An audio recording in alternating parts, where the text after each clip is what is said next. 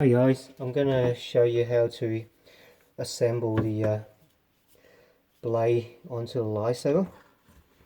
So you got this, which is the instructions plus the Allen key in this little plastic packaging. So you grab the Allen key and just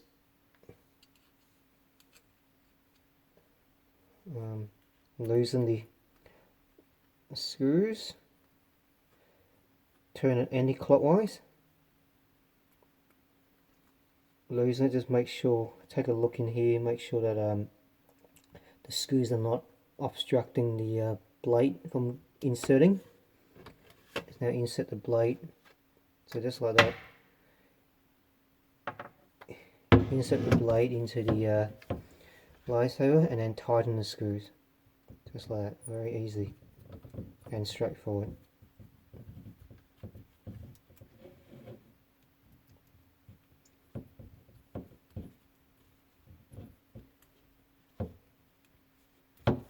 Once you've done that, make sure it's nice and tight.